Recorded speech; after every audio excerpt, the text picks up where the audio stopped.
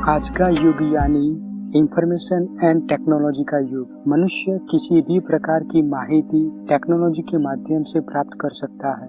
इसलिए आज का मनुष्य कोई भी क्षेत्र में नॉलेज प्राप्त कर सकता है और महारत भी हासिल कर सकता है। लेकिन एक मिनट रुको, सच में?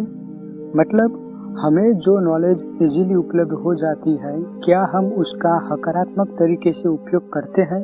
अब्राहम लिंकन किताबें पढ़ने के लिए 20 माइल्स दूर चलकर जाते थे और उनके पास हर वक्त एक किताब तो होती ही थी। लेकिन आज हमें किताबें पढ़ने के लिए 1 मीटर भी चलकर जाने की जरूरत नहीं है, क्योंकि टेक्नोलॉजी ने हमारी लाइफ को सिंपल बना दी है। लेकिन प्रश्न यह है कि क्या हम उसका विकासात्मक तरीके से उपयोग करते हैं? अगर जो लोग नॉलेज का विकासात्मक तरीके से उपयोग करते हैं तो मैं उनको दिल से अप्रिशिएट करता हूँ। लेकिन जो लोग ठीक से उपयोग नहीं कर पाते, उसका क्या कारण हो सकता है? अब्राहम लिंकन के पास लिमिटेड ऑप्शन थे और हमारे पास मल्टीपल ऑप्शन है। उनके पास कोई सुविधा न थी, केवल परिश्रम था, और हमारे पास ढेरों सुविधाएं हैं और कई सारा समय भी है। तो फिर क्यों हम जो प्राप्त करना चाहते हैं वह हमें नहीं मिलता, या फिर हमें कॉम्प्रोमाइज करना पड़ता है? इसका सबसे बड़ा और सटीक कारण है डिस्ट्रैक्शन।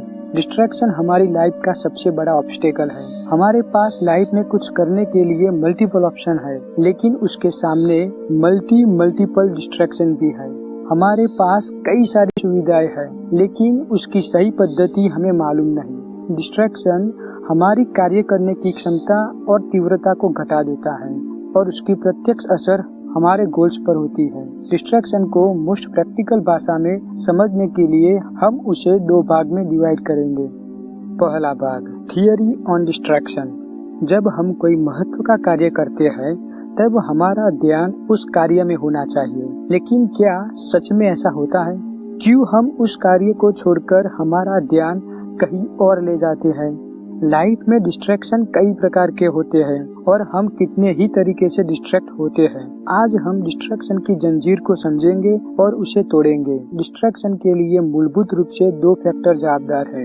1, हमारा मन यानी हमारे विचार। 2, बाह्य वातावरण। जब हमारे सेंसेस बाह्य वातावरण के साथ कनेक्ट होते हैं तब हमारा मन उसके साथ जुड़ जाता है और हम जो कार्य करते हैं उसमें से डिस्ट्रैक्ट हो जाते हैं, या फिर कार्य के दौरान हम अपने मनोरथ या फिर विचारों में खो जाते हैं और हम डिस्ट्रैक्ट हो जाते हैं। डिस्ट्रैक्शन की यह प्रैक्टिकल एंड सिंपल डेफिनेशन है। अब हम डिस्ट्रैक्शन को साइकोलॉजिकल थियरी द्वारा समझेंगे। बहुत मजे की थियरी है। मैं जब भी डिस्ट्रैक्ट होता हूँ तो इस थियरी की वजह से अपने कार्य में वापस आ जाता हूँ। जब हम कोई कार्य करते हैं और तभी कोई वैचारिक या बाह्य डिस्ट्रैक्शन आए तो हमारे मन में डिस्ट्रैक्शन का 15 सेकंड का एक सर्कल बनता है, और अगर हम इसे ब्रेक नहीं कर पाए तो फिर डिस्ट्रैक्शन का सर्कल 1 मिनट तक चलेगा।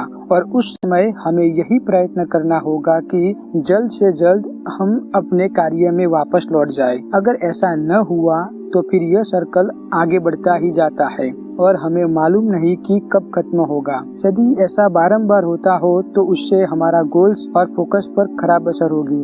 अब हम दूसरा भाग देखेंगे, प्रैक्टिकल एग्जाम्पल्स। अब हमें प्रश्न होता है कि इस 1 मिनट के सर्कल को कैसे तोड़ा जाए? दोस्तों, इसके लिए 2 तरीके हैं। पहला, प्रैक्टिस प्रैक्टिस प्रैक्टिस। प्रैक्टिस इसलिए क्योंकि हमारी लाइफ में गोल्स होने के बावजूद हम डिस्ट्रैक्ट होते हैं और इसीलिए सेल्फ अवेयरनेस के लिए प्रैक्टिस करनी चाहिए। फॉर एग्जाम्पल, मैं पढ़ाई करता हूँ तब मेरी मैक्सिमम कोशिश यही रहती है कि किस तरह से कम डिस्ट्रैक्ट होकर मैं अपना कार्य कर सकता हूँ। उसके लिए मैंने मोबाइल में सेटिंग में जाकर अपनी सभी नोटिफिकेशन ऑफ की है और अभी भी है। इसकी वजह से सोशल मीडिया का मैं कम से कम उपयोग करता हूँ। ऐसे ही दूसरा एग्जाम्पल, जब भी मैं वीडियो बनाता हूँ तो आपको कभी भी वीडियो के बीच में कमेंट लाइक करने को नहीं कहता, या फिर मेरा दूसरा वीडियो देखो या सब्सक्राइब करो यह भी नहीं कहता। मेरा सिर्फ यही प्रयत्न होता है कि बिना डिस्ट्रैक्शन के किस तरह से मैं आपको सही इंफॉर्मेशन सही तरीके से दूं। सेल्फ अवेयरनेस के लिए आप भी कुछ इस तरह से सोच सकते हैं। दूसरी बात, गोल सेटिंग। गोल सेटिंग अपनी सीरीज का मुख्य विषय है। गोल सेटिंग द्वारा हम डिस्ट्रैक्शन से बच सकते हैं। मेरा आपको अनुरोध है कि आप भी अपने डिस्ट्रैक्शन को नजदीक से समझने का प्रयत्न करें और इसके लिए अवश्य चिंतन करें। और मैं आशा रखता हूँ कि जिस तरह से इस थियरी ने मुझे मदद की है वैसे ही आपको भी मदद करेगी, कारण इस थियरी को प्रैक्टिकली करने से डिस्ट्रैक्शन के प्रति हमारा सबकॉन्शियस माइंड अलर्ट हो जाता है और हम उस सर्कल को ब्रेक कर सकते हैं। दोस्तों, इस लेसन का द कंक्लूजन यह है कि आज हमने डिस्ट्रैक्शन के बारे में समझा और इसके दो कारण, हम खुद और बाह्य वातावरण। इसके बाद 15 मिनट एंड 1 मिनट थियरी को समझा और प्रैक्टिकल एग्जाम्पल देखे। आने वाले वीडियो में हम गोल सेटिंग को डिटेल में समझेंगे। अंत में मेरा आपको सजेशन है कि चैनल को जरूर सब्सक्राइब करें ताकि सफलता की इस रेस में हम साथ में दौड़ सके। धन्यवाद। स्वस्थ रहो, मस्त रहो, हंसते रहो।